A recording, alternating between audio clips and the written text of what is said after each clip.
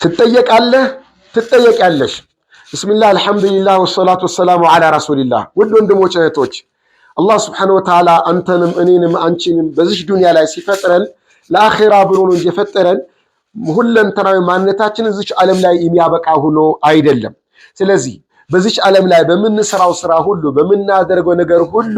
የቂያማ ቀን አላህ Subhanahu Wa Ta'ala ዘንድ ተጠያቂዎች ነን ምን የቂያማ ቀን ብቻ አሁን ስንቀበር ሞተን ዛሬ ስንቀበር ቀብር ላይ ተጠያቂዎች ነን ታቃላችሁ ከቤተሰቦቻችን የቀበርነው አለ ከዘመድ አዝማድ የቀበርነው አለ ከወዳጆቻችን የቀበርነው አለ እኛም እንደዚሁ እንቀበራለን ታራዘ ቀብር ውስጥ ተጠያቂዎች ነን ይሄን አስመልክቶ አላህ Subhanahu Wa Ta'ala እንዲህ ይላል ነስአለነሁም አጅመዒን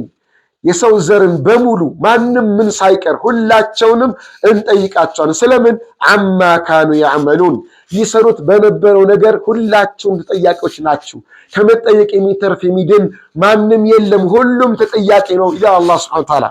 ስለምንድነው የምንጠይቀው ስለምን ሰራው ነገር ነው በተናገረው ንግግር ተጠያቂዎች ነን በመንሰማው ነገር ተጠያቂዎች ነን በመናየው ነገር ተጠያቂዎች ነን ባሰብነው ጭምር ተጠያቂዎች ነን ይሄን አስመልክቶ አላህ Subhanahu Wa Ta'ala እንዲህ ይላል ኢነ ሰምዐ ወልበሰረ ወልፉአደ ኩሉ ኡላኢከ ካነ ዐንሁ መስኡላ በአይን ባየው ነገር ይጠየቃል ጆሮ በሰማው ነገር ይጠየቃል ልብ ባሰበው ነገር ይጠየቃል ስለዚህ ነገር ሁሉ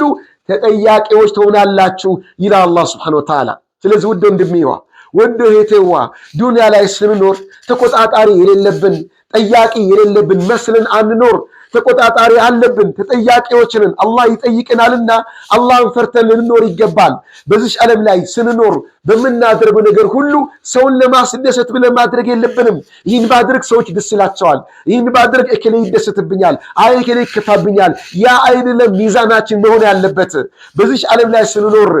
አያናናራችን መሪው የግል ምልክታችን መሆን የለበትም ይሄ ደስ ይለኛል ይሄ ነገር ደስ አይለኝም በሚል አይደለም መኖር ያለብን በዚህ ዱንያ ላይ ስንኖር ገዥ መሆን ያለበት አላህ ምን ይለኛል አላህ ይወድልኛል ወይ አላህ ይጠላብኛል ወይ የሚለው ነው ገዥ መሆን ያለበት በዚህ መልኩ የምንኖር ከሆነ የቂያማ ቀን ቀብርም ላይ ገብተን የቂያማም ቀን አላህ ፊት ስንቀርብ ኦዲት ስንደረግ ስንመረመር ስንጠየቅ አናፍርበትም ስለዚህ ውድ ወንድሜ ውድ እህቴ አላህ ፊት ተጠያቂ ነሽና ተጠይቀን ምናፍርበትን ነገር አናድርግ ምንደሰትበትን ነገር እናድርግላችኋለሁ ወሰላሙ አለይኩም ወራህመቱላሂ ወበረካቱ